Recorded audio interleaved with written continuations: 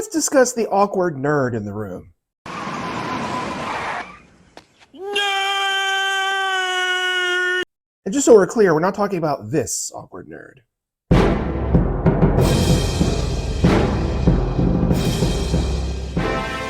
In the new 2024 Player's Handbook, the Wizard class got a very soft touch compared to other classes. Ritual Adept allowed the Wizard to use ritual spells without preparing them as long as they were in the spell book, which is nothing different.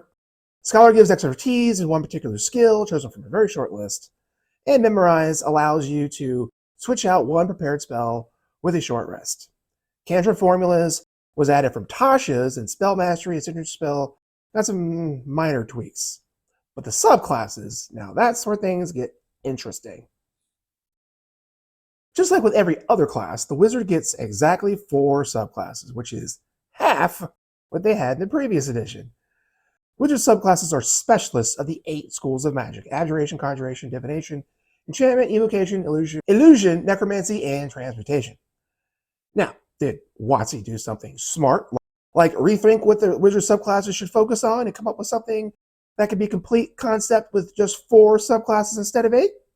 No, they did not. Instead, they just revamped half of the subclasses and just kind of said, use the other old ones if you want to. I, and I'm sure others, do not particularly like this idea. I will admit some bias towards the nerds of D&D. It is one of my favorite classes. And when we were told that half of the beloved subclasses were getting the axe, sort of, I was not best pleased. WotC responded by just saying that you could use the old versions of the subclasses not included.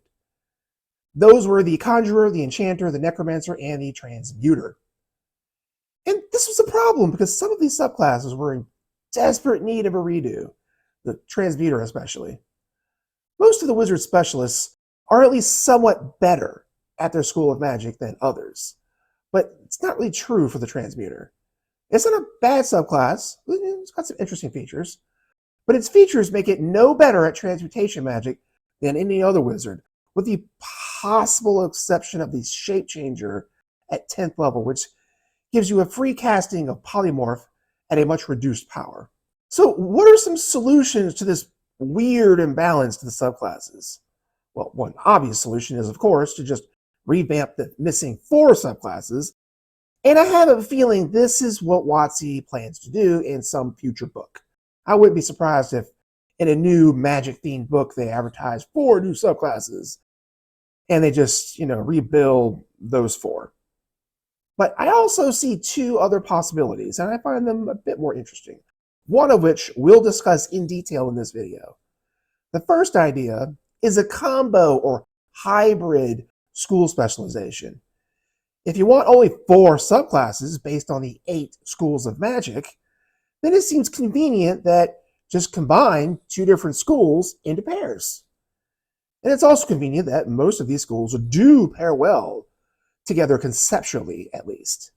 This is not all that new of an idea, as 3rd edition had entire classes centered around the idea of combining 2 schools of magic as sort of ultra specialists. And we're going to steal some of that. Let's start with the Beguiler. Absolutely stole it from its 3rd edition counterpart. This combines the schools of enchantment and illusion. The first focus on controlling the mind, and the second on fooling it. An obvious match. Illusion Savant will be changed to Beguiling Savant and include enchantment school spells for the initial free spell in its spellbook, as well as future spell choices. The other 3rd level ability, we'll give them some choices. Dear me, choices for the players. How dare we? They can choose from the Illusionist's Improved Illusions and the Enchanter's 2nd level Hypnotic Gaze. Same thing at 6th level. The new Phantasmal Creatures, which gives you Summon Beast and Summon Fae, with a free casting, or Enchanter's Instinctive Charm. 10th level Illusory Self or Split Enchantment. At 14th level, Illusory Reality or Alter Memories. You get the idea. Choose the ability to build the type of character you want.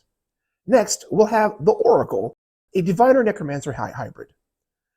Imagine that Victorian-era spiritualist sitting around a table viewing a crystal ball to contact your dead relatives, or reading some tarot to predict your future. That's what we're going for here. Same formula for the most part. Divination Savant would include necromancy spells, a choice between Portent and Grim Harvest. Let's be honest, you'll probably go pick Portent. 6th level, Expert Divination or Undead Thralls. 10th level, Third Eye or Inured to Undeath. And 14th is between Greater Portent and Command Undead. Now, you might notice that we've run into our first real problem. Because if you didn't take Portent at 3rd level, then Greater Portent, which gives you 1 more Portent dice, is it really a viable choice? This will come up again in the future. And the simplest solution is just allow the original Portent to be taken in the Greater Portent's place. Might seem kind of strong, but it's 14th level. It should be strong. Next, we'll have the Battle Mage. No, not the School of War Magic. That's its own thing. But this will be sort of similar. This is an Abjure Evoker hybrid that uses protection magic and offensive magic to go to war. And it's going to be pretty easy because both of these got the 2024 makeover. Evocation and Abjuration Savant combined at 3rd level. Also, at level 3, we choose from Arcane Ward and Potent Cantrip.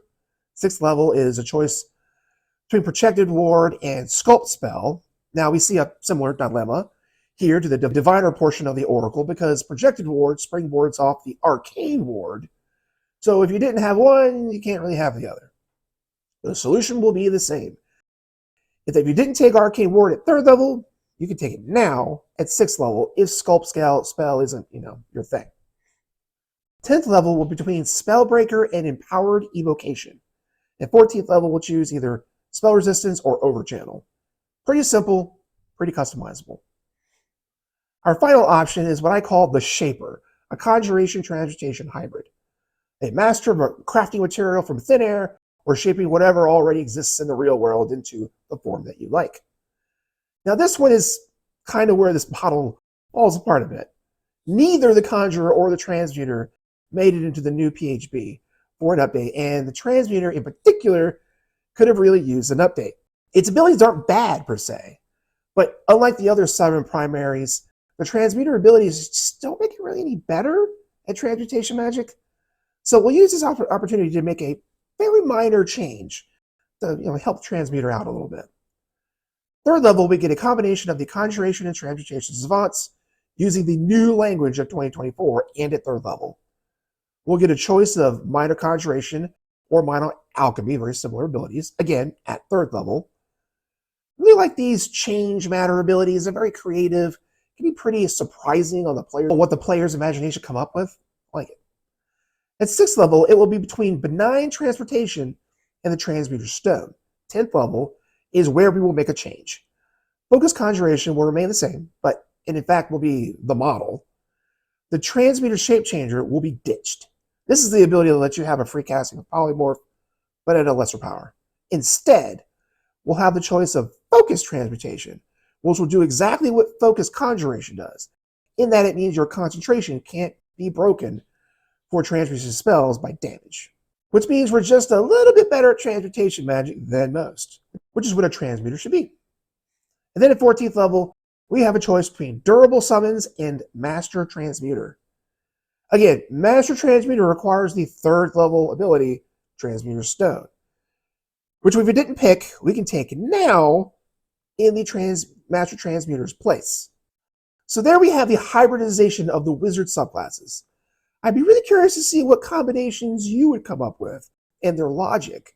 Put it in the comments below.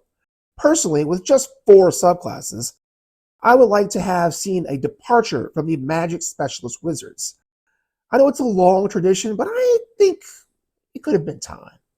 We could have seen a focus on the forces of the universe, gravity, electromagnetism, strong and weak nuclear forces, or some medievally sounding names for those at least. I think the Graviturgy and Chronergy wizards would fit well into that space. For us, at least. That would have been more complicated for Wizards of the Coast. There could also be Greek-oriented forces of nature with a focus on earth, fire, water, wind. A bit like the 4 Elements monk. Sure, coming up with 4 brand new subclasses, both in design and concept, is a bit of work for the humble individual, but maybe not for a big company coming out with a new edition of their product. I would have liked to have seen something like that for the cleric as well. a move away from a particular focus of your god, which was always a little weird to me, into something more concrete like good, evil, law, or chaos. Alignments are still a thing in D&D. I'm not really sure why, to be honest, but I think this at least would give a reason to still keep it around. Next video, be on cleric subclasses. But tell me in the comments below what you think of these new subclasses and of all the classes having an equal share of subclasses. While you're down there, be sure to subscribe, ring the bell, smash that like button, and I'll see you next time in Roleplay Culture.